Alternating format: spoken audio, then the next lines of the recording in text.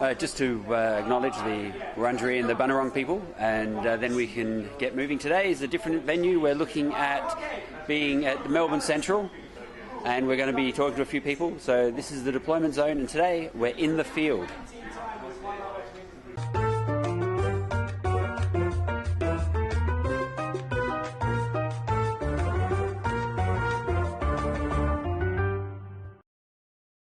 Good. Now, so today we're at the Melbourne Central and the Lion Hotel, the Lion Pub, and we have Stella and Tarrant, who Tarrant, who run a particular group that meet every second Wednesday. And do you want to take it away, Stella, and just explain who you are and how you came to be? Sounds good. Thanks for having us, David. I'm Stella. And I'm Tarrant. We actually used to run sort of like meetup, but after that we have our own kind of like media channel called Meeple University. So now we kind of like based and it's very close, tied together. Or we do board game tutorial, preview reviews on YouTube, Instagram, and so on. So you have a YouTube account? Yes, I do. YouTube channel. Yep. Indeed, yes. Excellent. Meeple University, but this is more. This group I started a Facebook group called We Play Board Games Melbourne. I started it before Meeple University, so You've been doing this a long time. That long.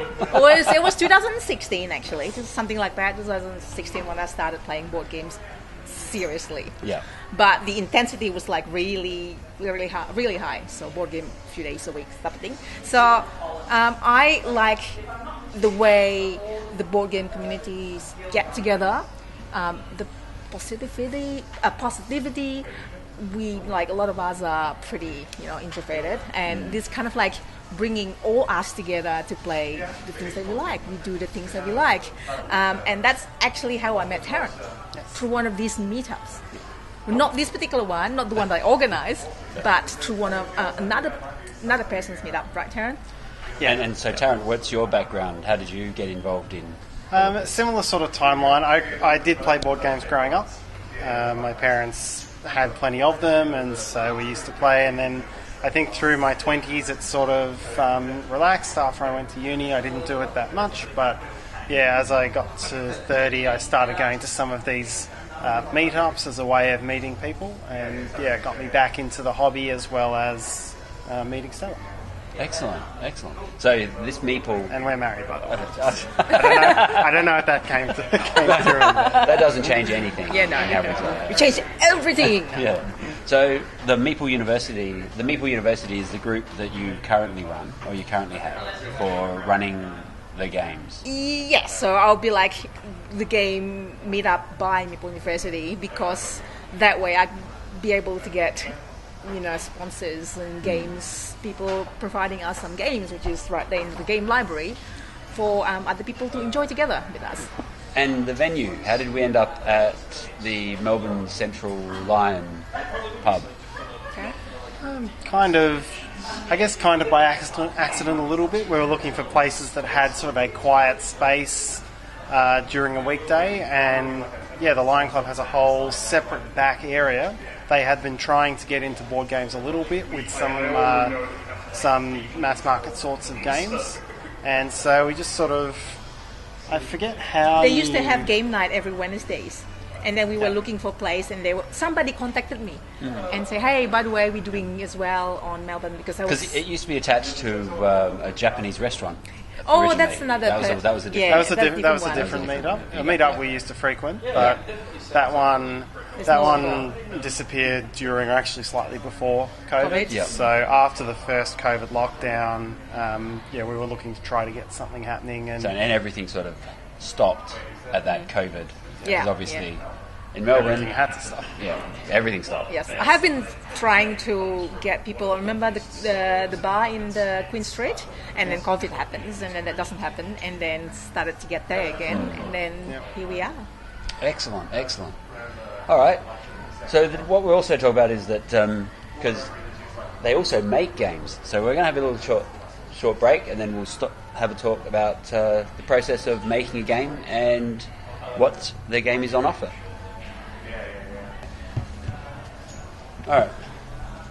So we're at the Melbourne Lion pub, and today we're talking about a new game that's freshly developed, and we have the developers right here. So we have Floating Floors. Woo. So do you want to just explain a little bit about how you came up with the game? Sure. And a little bit of the history? Yep. So Excellent. it's actually myself and two of my friends who has got different skills. Obviously, I'm in the social media. I got Mark, originally from Guff Shop, in sales, and then Carl, which is the main developer of the game. So the three of us get together, and we are Guff Studios, and we've actually signed up Takashi Sawada, which is a New Zealand designer who was about to launch his own game to Kickstarter, but then hang on, stop, because we got hired to do video for him, and I said, stop, let us take over, and then he agreed, and then now we took over, and then we are developing some more artwork and bits and pieces, and then we are going to launch it on Kickstarter, hopefully early 2022. All right, so it's not available in the stores Not just yet. Not yet. But if you wanted to back it, this particular game Yep. on the Kickstarter, Yep. all right, which will have the details rolling at the end, which Yep. is fine. So It's not you'll final. give Yes. me the details Yes. for that. Yes. And so, Floating Floors. And how would you describe Floating Floors as a game? What's the premise behind I'll let Taryn help me with this the one. construction? Yeah, so the game is... it's a game that involves balance. It's sort of a tactical placement game that involves balance. And so the way the game works is you've got a landscape out in front of you, and you're a ninja piece, and you're trying to collect your bants and seals to reform the Bansi scroll, the Bansi scroll, I believe that's called.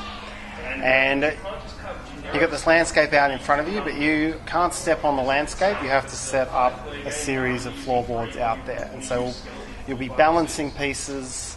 You'll be balancing these little wooden pieces, and then you'll be balancing floorboard tiles on top of them. And you have to balance your ninjas as you walk over the path. You can only walk on steps of your own colour, so you can make paths through the other player's colour with more of these jutsu pieces. And you can, so while you're trying to create an easy path for yourself, you're also trying to make block it, the other person. make it difficult Yeah, exactly. for you. Got it. Make it difficult for the opponent to balance, so you can put the wrong sorts of floorboards in their way, or you can load lots of pieces up on one side to make it difficult to move. So it becomes, it's easy to look at the game and think it's a balanced dexterity type of game, but it's actually much more, much deeper than that in terms of being a grid movement tactical sort of game. Cool. And so that comes with, like out of the box, you've got pieces that and dice. Do you want to just show some of the... Yeah. So we have So some we've got dice. some dice. And this all comes inside the one one Absolutely, box. yes, that yes. Sort of thing. Yeah, so yep. Yep, so you got some dice that have some black and white colours on them, and they'll give you the different pieces that you use to balance on. Yep. So we've got little white triangles, white hexagons, same things in black. There's floorboards over here. Yep. Double-sided because And these floorboards that you'll be balancing on. black and white. So how ninja. long would it take to roll down one of a game, such as you throw it down and pretty you quick, put it pretty- together in about half an hour, 45 maybe. minutes? It's a family game, but you could also be very strategic about it. Yeah. There's lots of strategizing. Yeah. Lots of strategy games. Indeed, yeah, we've played it through in, I think, a slow playthrough's taken us about 45 minutes. So yeah, you can knock out a strategy game for it, a two-player game, in about half an hour. Yeah. And the game really escalates as well, because once there's lots of pieces on the board, we've seen multiple times you can make it come back as well. So it's always live to the end, which is great. So the aim is from the Kickstarter, how long until it hits the market space or available in the general public? We're thinking, so we're still getting some new arts and stuff. art and more art and some other mechanics. And it's February. The plan is to go in Kickstarter and hopefully within a year will get funded and then get to the public. Good to go, yeah. Excellent. What we might do is see a game in action, and we'll run it through, and we'll see how we can get it all showing, and you can go through a bit more of a walkthrough, and show in more detail some of the pieces and how it's all involved. Yep. Let's do it. Excellent. Sounds All right, good. let's go. So this is the main board as it's laid out, and from here we've got our piece there and here, which represent the two individual players, and it's only a two-player game, is that right? No, we'll play up to 4, so you use a bigger board, and there's a couple of other... There'll be expansions for additional colours. It'll come in the base game up to 4 players, different shapes of meeples in black and white for the other players. And so these are the groundings, and take it away, Tarrant, to sort of work through what happens from here. Yeah, so these little pieces are called jutsu, and you start with a few of them, and then to begin your turn, you roll the dice, and you take the matching coloured pieces. So you add them into your collection. So what have I got here? A square and a triangle, and then a black hexagon. So the white player still gets to have the black units to go down Yep, that's right. for the opposing colour. Yes, and I can use them underneath, for example. So I can start... What I need to do with my white ninja is get to my white Bansen seals. Do you need to go to each one or just one of them? Need to get to each one of them. So if I'm probably going to try to do a lap. So I'll start to head off that direction, for example. So if I put 3 pieces down here... So the dice represent what you have to place on the board? They represent what you gain. You can store a few of them between turns, but they represent what you can gain. So then I take my floorboard. I can flip it to either side, but I'll balance that on there. So I haven't put anything on this corner, so before I step on here, I'm going to want to have a bit of extra strength so that my ninja will stay up. And I hop over there, and I've still got a couple of pieces left. So I could start trying to make this one work, or I could hang back and keep these for next round. And that's what I'd probably do here. I'd wait until my next round. Black player would get a turn, and then pretend black player's moved. And then I go again. So with the black player, so if that was a black player roll, Yep. then the black player would pull out the white triangle, the white square, and a black square. That's right. And then they could place as many units as they wanted to then place a floorboard down. Correct. On the ground, not on the water. Yes. On the ground. That isn't, On the ground spots. You can place up to 4 as well on the ground spot. Oh, so you can place a maximum of 4 tokens every... on any individual square.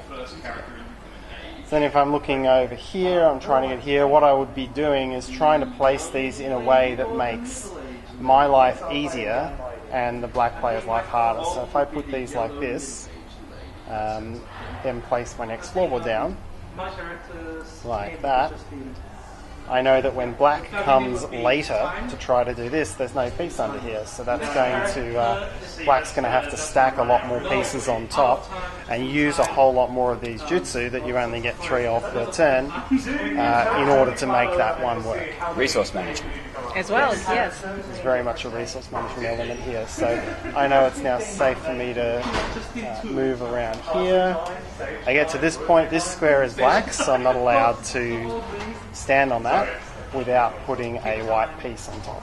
Because the ninja needs to be camouflage Yes. to its own colour. Right. Yep. And now I'm at one of my seals, and you can see there's an arrow pointed on it. So it's not all just about creating a stable base. You've also got to manage rotations in this game. So to pick this up, I need to rotate this tile in the direction shown without dropping anything. A pro. Hey, there we go. And so then I get to pick this up. And so the game is all about that. It's about creating these bases that are difficult for your opponent to use. Because black's probably going to be over here doing the same thing, making my life very hard. You can If black were to have rolled these dice, you don't have to take these from the supply, and there are a limited number in the supply. So as the game nears the conclusion, you're going to start taking these pieces off the map, or maybe taking them out from underneath where your opponents are going.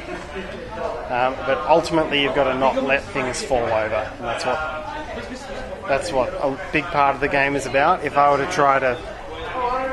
to take a wrong step on here, or if I were to move off and it fell down, I haven't got it set up. Let's just show that. There we go. It falls down like that. Then, Not that you can, because it's a black ninja. But the idea is that it's I just wanted to make collapses. it fall, Yes, because that's the fun part. Yes, that's the fun part.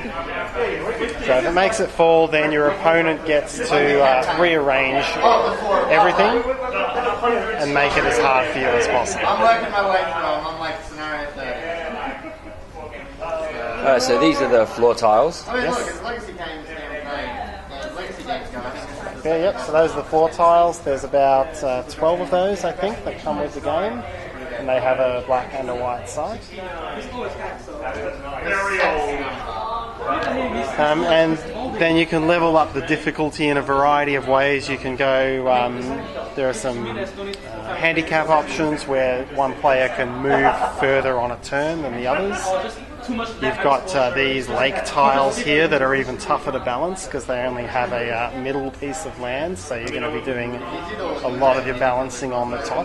I want to put all four, the maximum.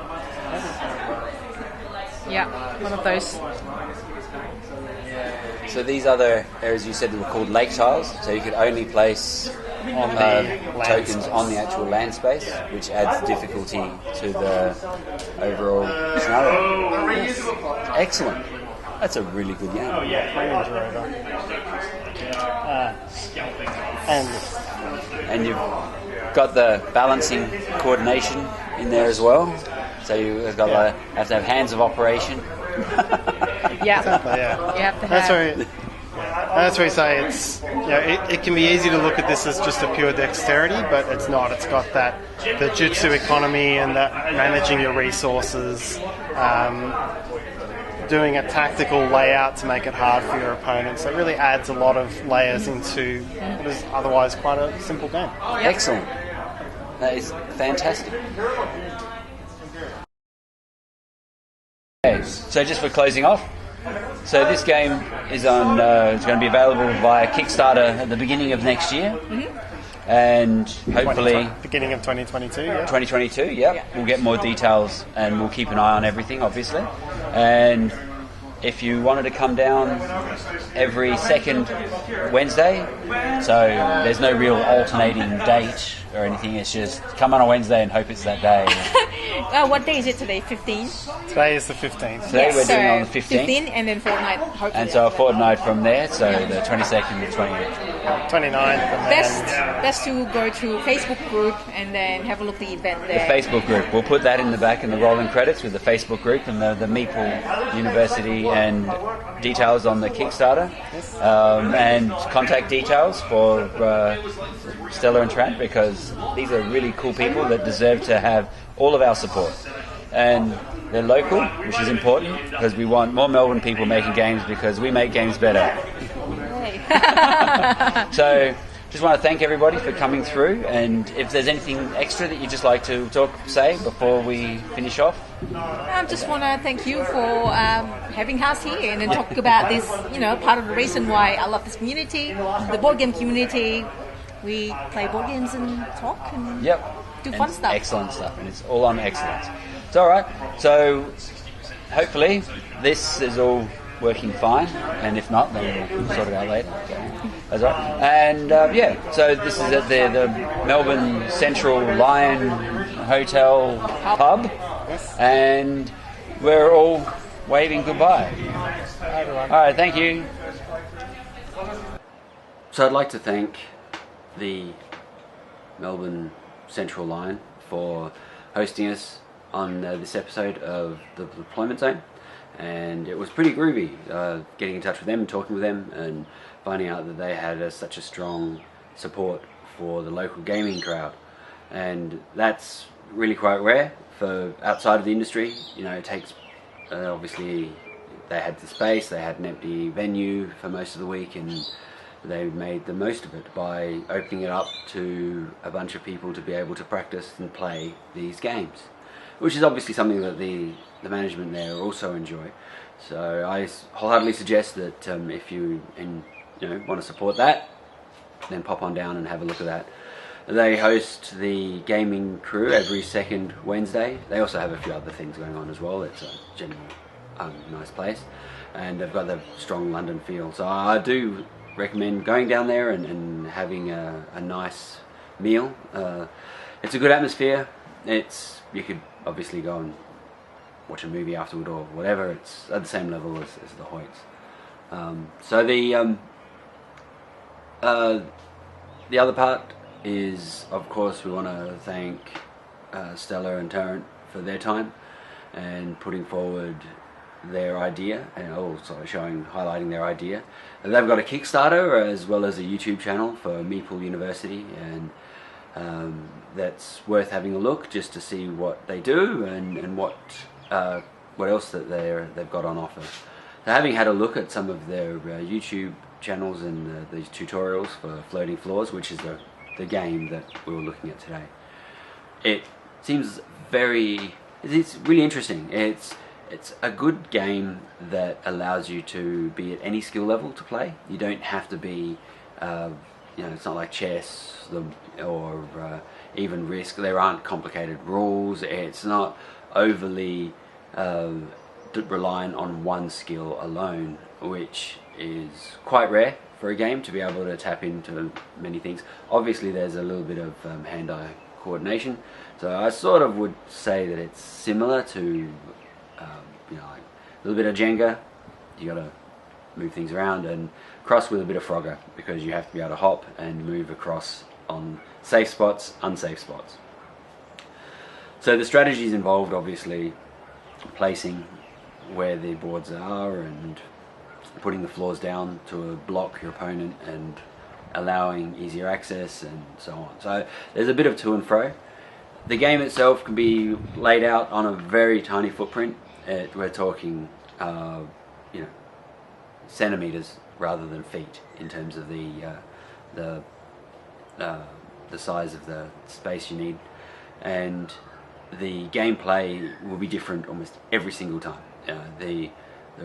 Obviously you've got your pieces on the board. You sort of have an idea about how to lay out, but then as you randomly pull out these cards, that's the element, isn't it? So, and down the line there'll be more options and variations for multiplayer, so you're competing with more than just the two people, like between just two players, 3 and 4, and adding more floors and so on. So the game has lots of capacity for expansion, and it's well worth the support of everyone. Plus they're local, which we need to support. Anything to do with the local industry we need to support. So if you're a gamer and you want to just meet up with new gamers, or you want to introduce yourself to the gaming community, or you want to just expand your circle in some way, then head down to the Melbourne Lion on the various Wednesdays, which I have to admit I don't know which Wednesdays they are, but it's every second Wednesday. So the Murphy's Law would state that the Wednesday you show up on, it's going to be the next Wednesday. But they're a good group of people. They've got lots of games on offer. Even when they're not there, you'll be able to talk to the manager at the Melbourne Lion. They'll be able to show you what games are available. And because they're open till late, you just can lay down and start playing and put a few tables together if necessary and so on. So I wholeheartedly recommend that if you are looking for a group, you are a group looking for more players, you are someone who wants to find out more about this industry or about how this hobby works, head down there and you'll meet a bunch of like-minded people, which is always key for everything. Alright, I want to thank everyone. This has been another episode of the Deployment Zone. We're probably coming to the end of the run, but hopefully we'll be able to continue on. And I want to thank everyone involved, and I want to thank all of the people in the past that have helped and provided suggestions. So, stay safe. there's a lot of crazy going on out there, and at this stage the Ashes are 3-0, so we won, so that's good. It's always good. Take all the positives where you can. And I will catch you, hopefully meet up with everyone later and down the line. Alright, thank you very much.